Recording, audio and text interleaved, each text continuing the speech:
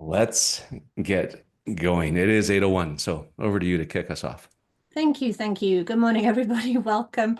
If for some reason it is your first time here and you're not completely familiar with Zoom, don't forget the toolbar that you have complete access to. You'll have seen the chat take off. It is like a waterfall. Craig keeps a brilliant eye on that. And if you have a question, a particular question at any point today, please try and use the Q&A. You do have the option in there to remain anonymous if you want to, and it's much easier for Craig to pick those up so that we can answer them as well. But don't be afraid to join in that chat too. Every Friday that we are here, we stop and have a moment. This is actually Tuesday. In fact, if you're looking at your screen, if you came to SAIT main campus on Tuesday morning, this is what you would have been greeted by. And our main campus is located on the traditional territories of the Blackfoot and the people of the Treaty 7. But I'm in the habit this year, it's my new promise for the year of learning. And I heard a wonderful land acknowledgement this week as well that talked about our relationships with the land and the fact that all of our Indigenous people are traditionally nomadic. And so it's not just Treaty 7 who have been here, are still here.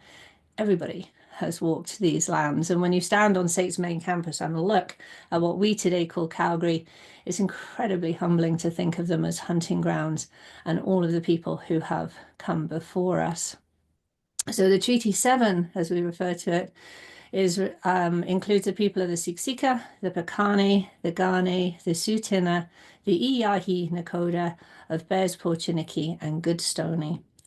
Obviously, what you see there is Calgary. Traditionally, it was known as Mokintas, which is the meeting of two rivers. And it's also home to the Métis Nation of Alberta. Thanks, Craig. Perfect. Thank you, Jenny. You're welcome. So feedback, feed forward, as you're trying to rebrand it. I Uh, won't, but I'll it try. no, it's tough.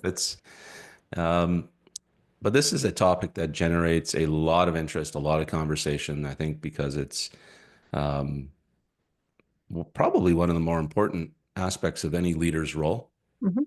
right? Yeah.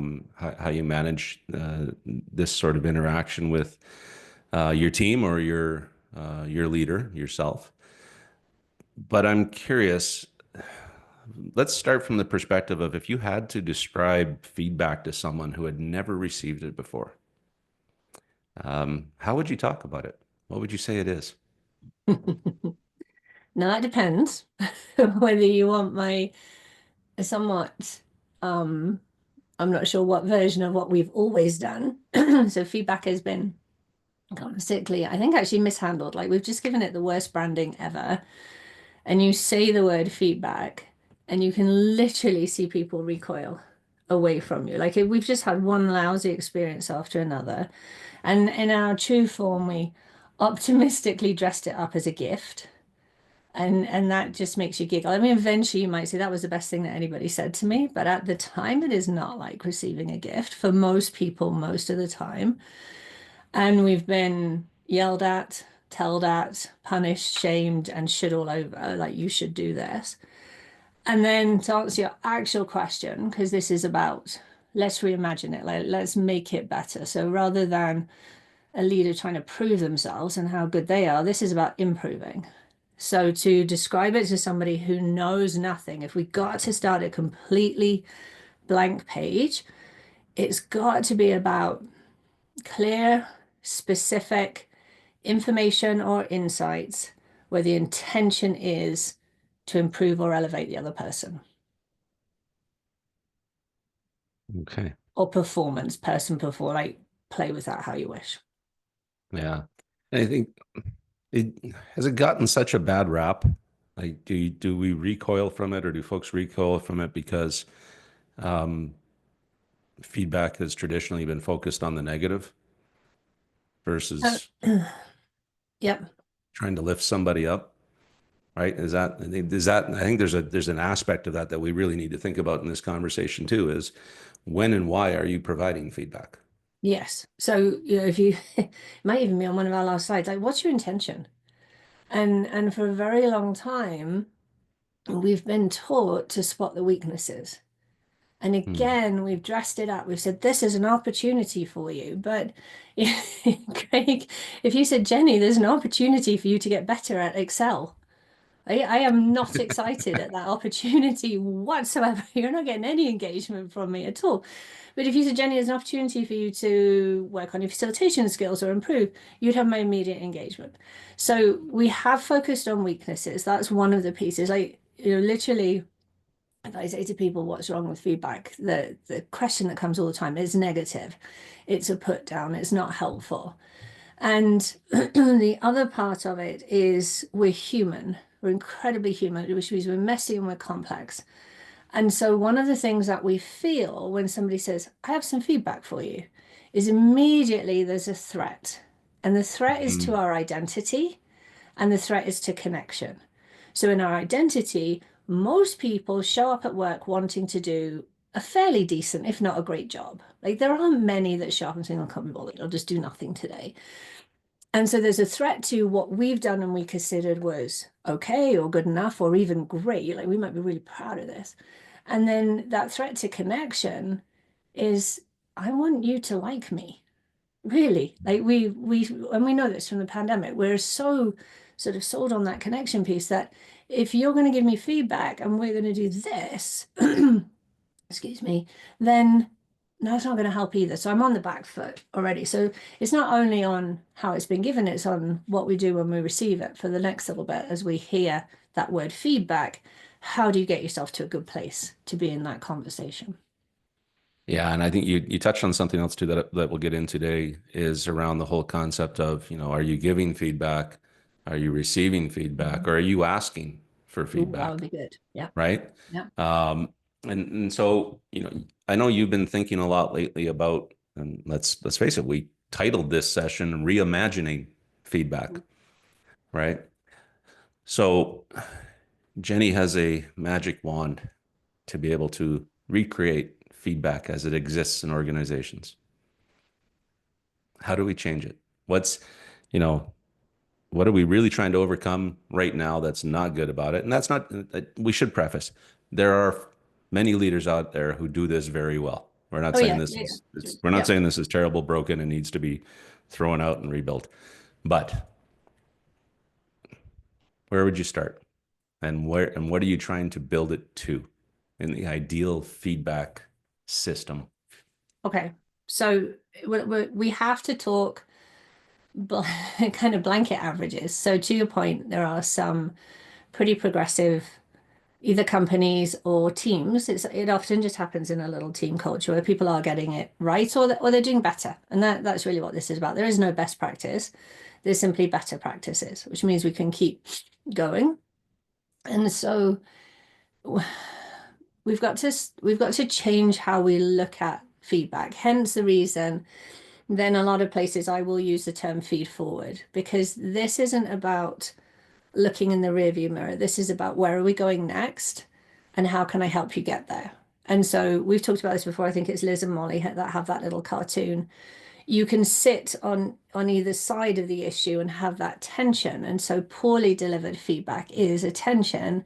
Is basically me saying, Craig, if you be like me, you'll do all right because I've done all right here. So it's all about the leader trying to prove themselves. And the other problem with it is that it's only delivered in a performance conversation, which is crazy. And Mhm. we still have companies out there where that's only happening twice a year, right? So then when the feedback comes, it's like a tidal wave.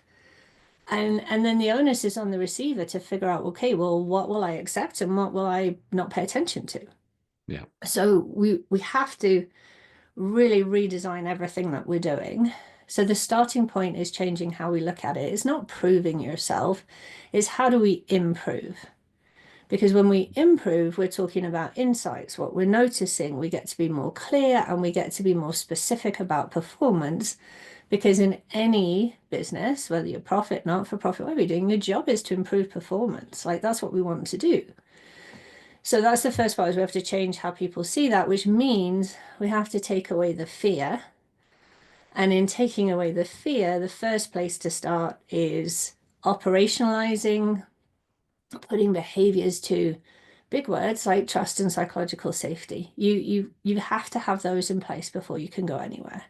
And so classically, we say trust and psychological safety, and anybody who's done their reading says, yes, I can define those. It's not about that. It's about how do we make this happen? And so it's building the conversation. And so it's the talking and the listening. And that's a bit Yeah. that often gets forgotten. Yeah, and I think, as a leader too, you have to be willing to go into this conversation from the perspective of learning from the individual that you're Yeah. providing that feedback to. And to your point, just because you want to, as the leader, provide some feedback or coaching or however you want to phrase that, Mhm. maybe we need to avoid the, hey, John, can you stop by my office later? I want to give you some feedback I want to have a conversation, right? That's what you do in a day. Yeah. Yeah, how to really wreck somebody's day Yeah. potentially, Yeah. right?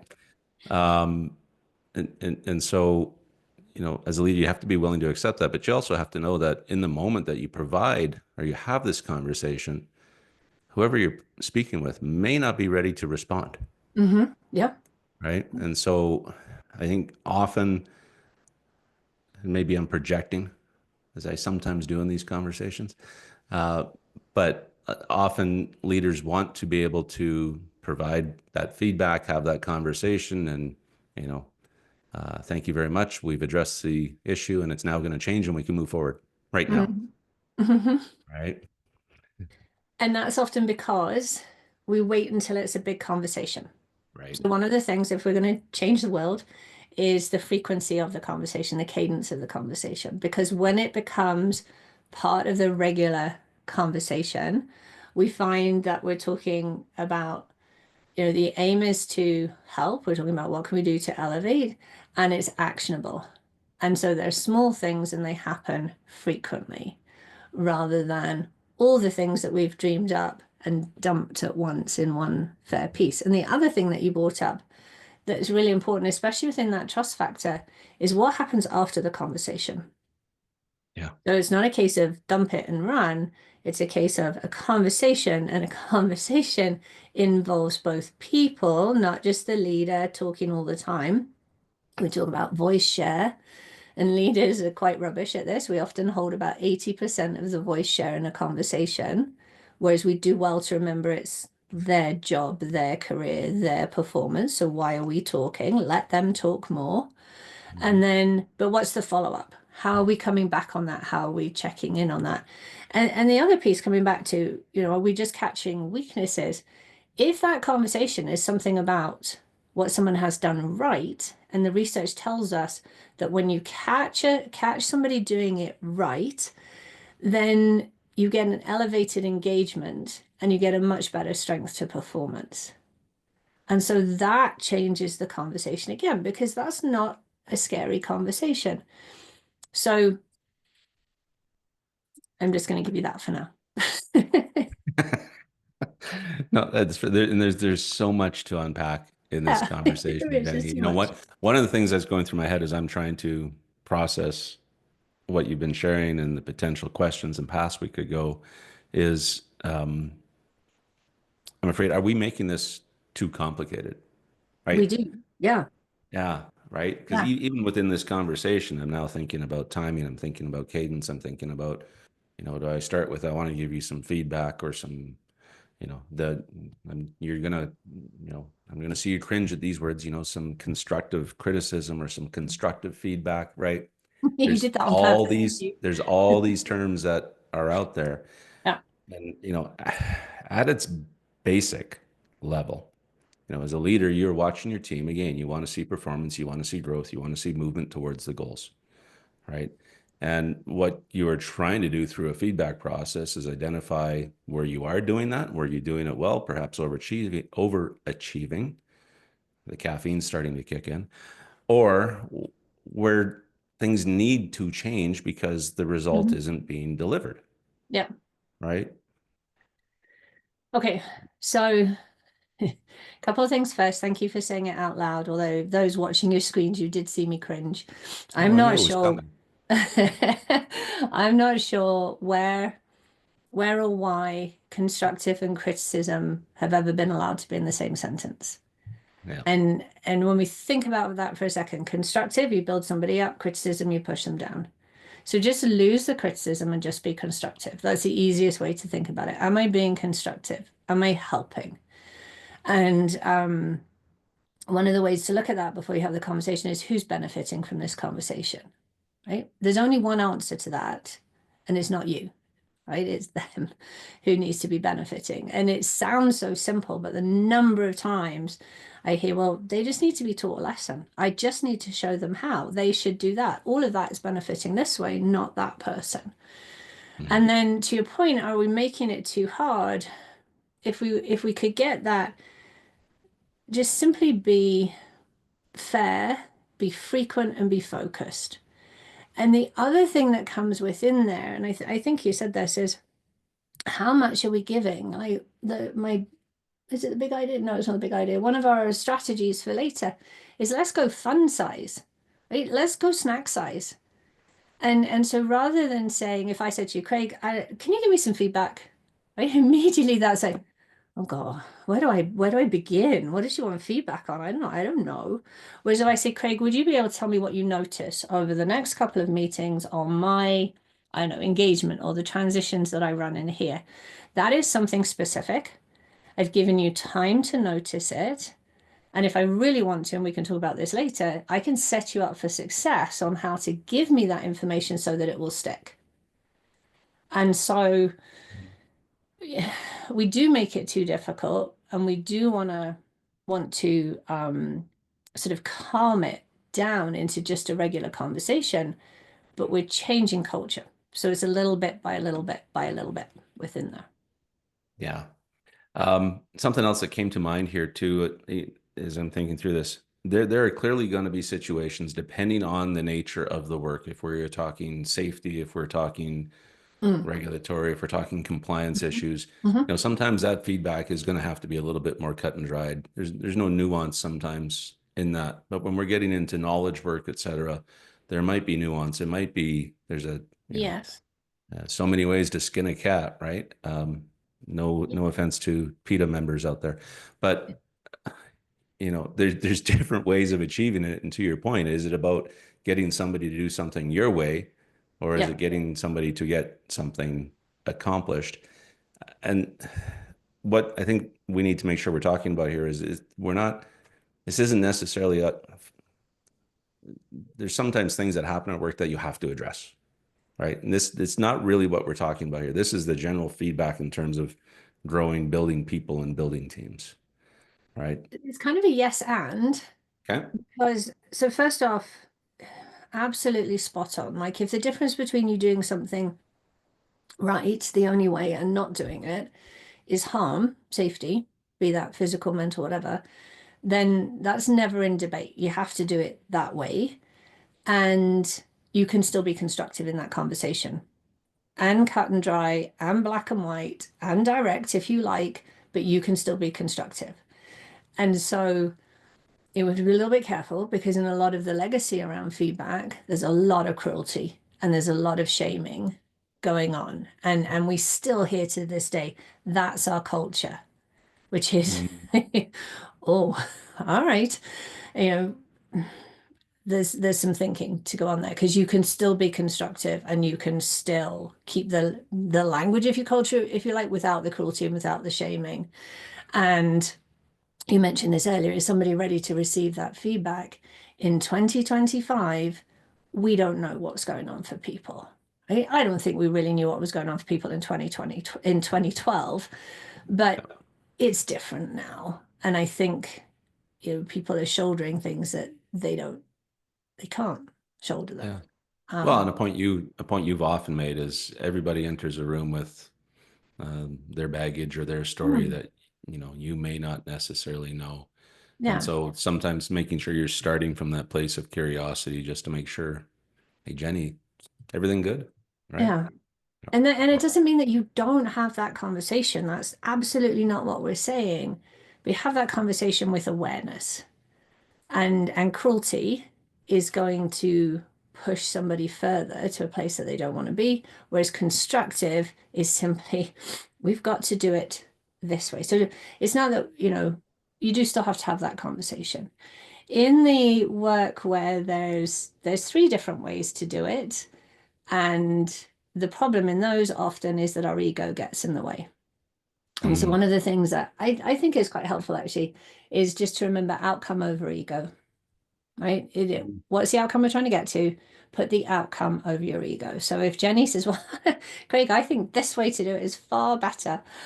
And your ego says, but I've always done it this way and I have an incredibly successful career. That's a point where we want to put the outcome over the ego and actually have a conversation, dial up your curiosity, and ask me more. Find out. Like yeah. your job is to check that I'm not going off the rails because I really could be, and check in with that. But then I feel seen, heard, and potentially, if you're being constructive in that conversation, actually quite valued. And to your point earlier, you never know, you might learn something too. And that's good feedback, feed forward, because both of us have that kind of growth mindset, and then we're elevating. Yeah. No, that's good. Some questions have come in. So, All right. first one is what has been the most impactful change and or improvement to the feedback process? So I think maybe there's a historical view here, or you could probably take Jenny's choice and say, here's what I also think would be the most impactful. um, okay, people who are getting it right, let's go there, because there are some Yep. who are doing a really good job with it. It happens, the cadence of conversation is, you know what, actually is pretty much weekly in a lot of cases. And if you have 40 people on your team, you have 40 people on your team, you can't do that weekly. Right? But if you have 40 people, but there's you and then leaders that report to you and then people that report to those leaders, you can still get that cadence in there. It's just not all coming from you. And the other key thing I think, and this is rare, but it's genius when it happens. So if we think about this for a minute, Craig, we were talking this morning. I haven't seen you since, I don't know, probably 10 days or last time we were on screen. And if Yep. you, as my leader, were to give me feedback, that's really interesting. You haven't seen me do my work for a couple of weeks now. So who's giving the feedback to who? Peer-to-peer feedback or feed forward is genius, but we do have to set people up for success in that process. Okay. Well, that's good. And yes, it probably has been the last It's been time a we were while. on screen. Yeah. Here's an interesting one because I think there's often these corollaries that we draw between sports teams and teams at work. Okay. All right. Yep. So in sport, if the coach is yelling or telling what to improve during practice, it seems not to bother anyone. It's almost a given, and the team sometimes seems motivated. But at work, it's an entirely different anxiety and feeling altogether. I wonder why. Oi, oi, oi. Okay. This might not sit well with everybody. I have three kids. Ooh, I'm on We the have edge of my seat now. we have three kids. All are involved in competitive sport at a pretty decently high level. And they have been yelled at. They've been told. They have been, you can't be told anything for 24 hours. They have received zero feedback, and I mean zero feedback. And in all of their careers, with one still in grade 11, with one competing in youth sport, only one coach has ever asked the team for feedback on them. So I actually think the sports world is one of the worst worlds for this practice. And the problem is, our story is, oh, these are natural leaders because they've been in the sports world and they know, and we're letting them loose into business with no experience of what good feed forward is. Now, I have to say, there are some brilliant coaches out there, and most of them are volunteers actually. And they do get it right because they have a different approach. But I would question that yelling and shaming someone on a sports field actually doesn't matter to them, because there are a lot of parents, even on here, who hear those kids when they come home and hear what they really think. What you're getting on the court is a brave face. Mm, And if you don't know your players, you don't know how that's hitting. And so this is a different conversation on a different channel, but I think this is a really big problem. And I think we buy into it because we're like, well, we just need them to get some playing time so we won't upset anybody. And we'll stop that soapbox right No, that's fair. I can't wait for the TED Talk. yeah. Um, a few questions popping up here now. Do you have suggestions when juggling change management and feedback? I'm thinking about instances where there are larger process updates or organizational changes and how to create space for patience while teams are juggling significant, perhaps rapid change that could be overwhelming. Ooh. Yeah, that's tough. um, I think it okay, so the essence of all of this always is know your people. So even when there's change, you're going to have people who get it and can run with it, and you're going to have people that, are resistant to it, or maybe don't get it, or maybe just dig their heels in and don't want to change it. So if you know your people, you know where they're at.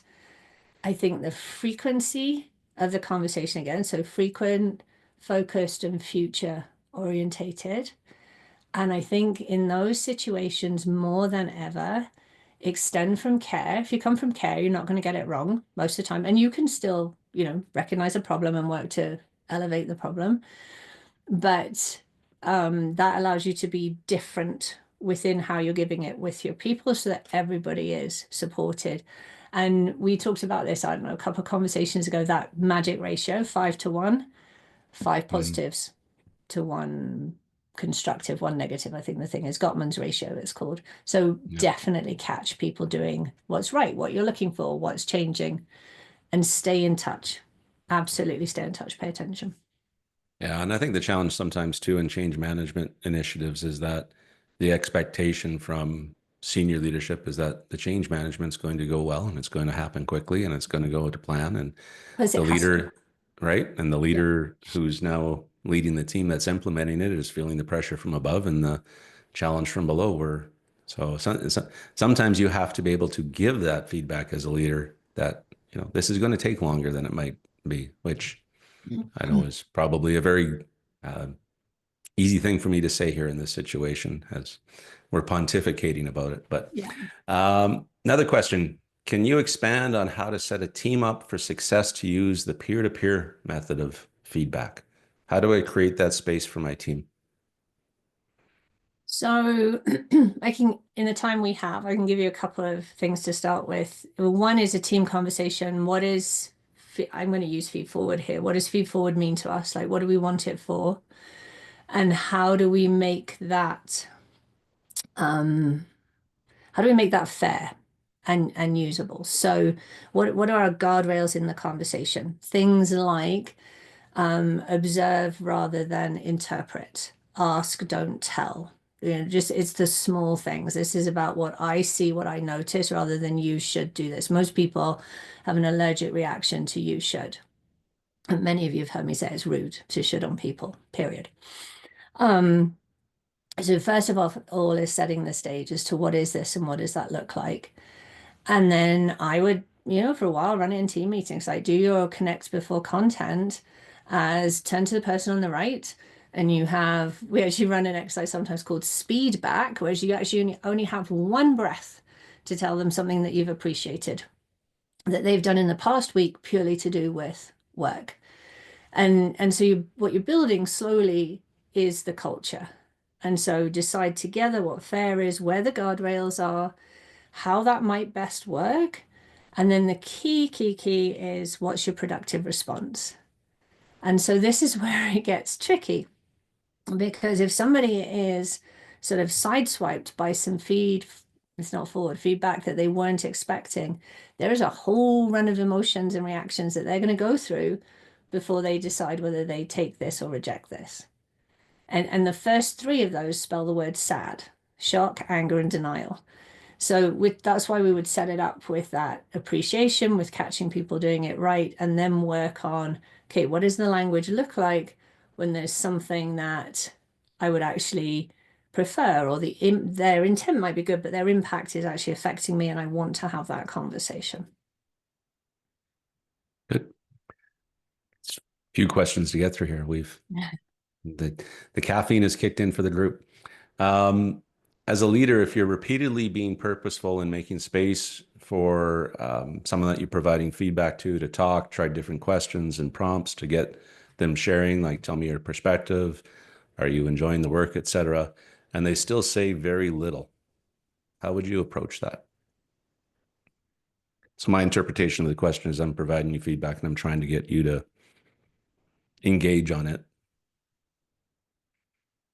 So much of leadership comes down to the relationship. So know your people.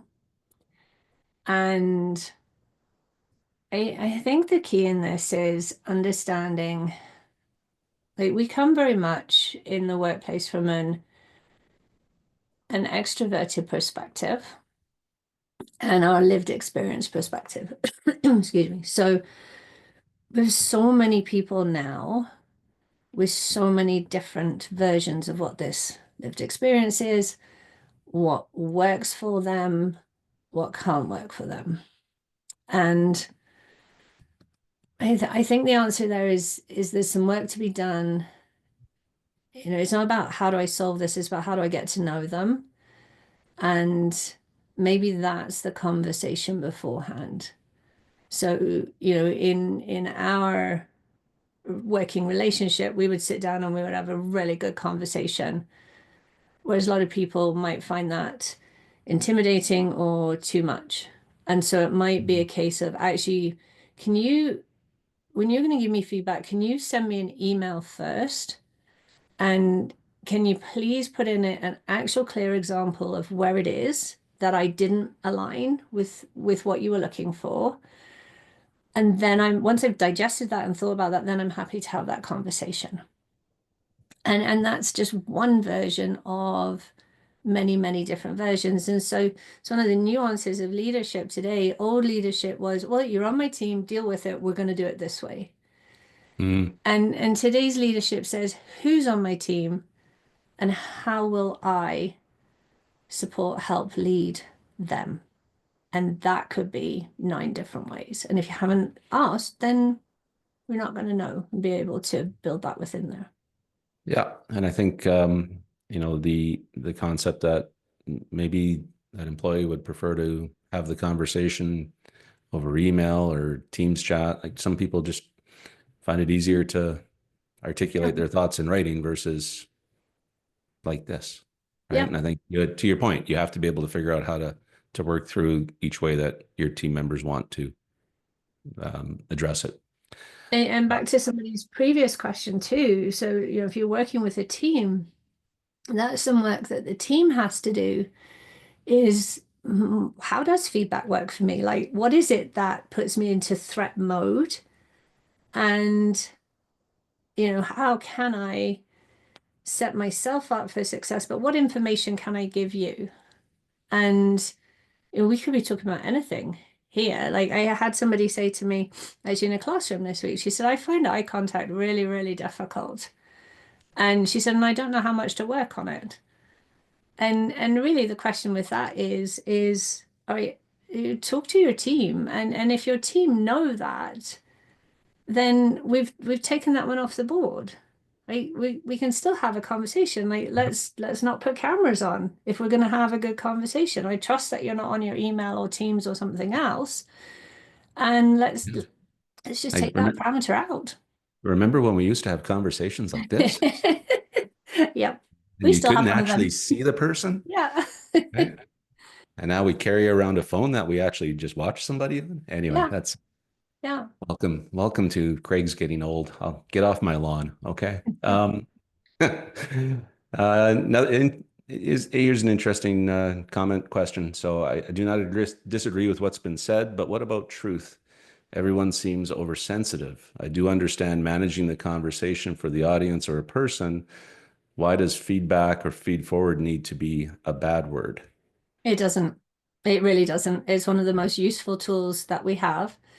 I'll say one thing about truth and honesty, because it's a principle, it's a value that a lot of people hold. But notice there's no brutal in front of it. And Mm, so if your truth and honesty is clear and specific and to do with the task at hand, you're observing, because that's the other thing, it's your truth. It's not theirs. I don't have a beach ball blown up in here, but we see things differently, very differently. And so this is your truth, your version, your right way, and they have one of those too. So Yeah. absolutely, if you're coming from a place of my job is to help and improve, and I want to elevate this, and it's a conversation, but please remember they have a truth as well. So our job is to align those two so that we can improve it. But it doesn't need to be the reason that it's a bad word, it's an F word for goodness sakes.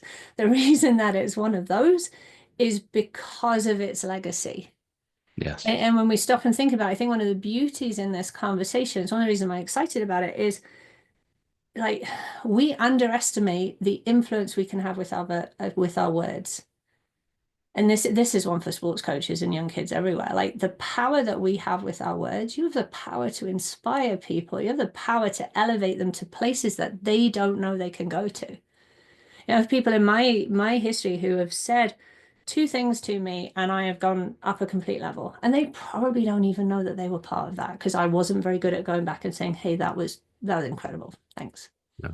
These days, I Yeah. probably. Yeah, no, and I think I would just add on that, what we're talking about here is about how do we make feedback a great word going forward. Like it takes work, right?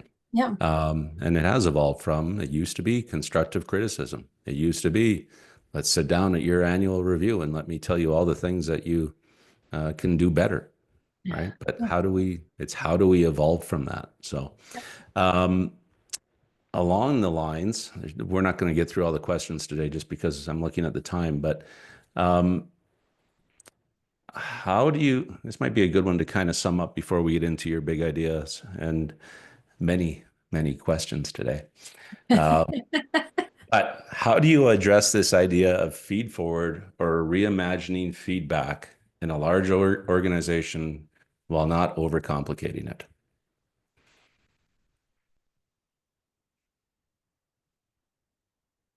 There's a magic in that situation in that I would start at the top. And if you have complete buy-in from leadership, and so there's the conversation in itself, right? What does this mean?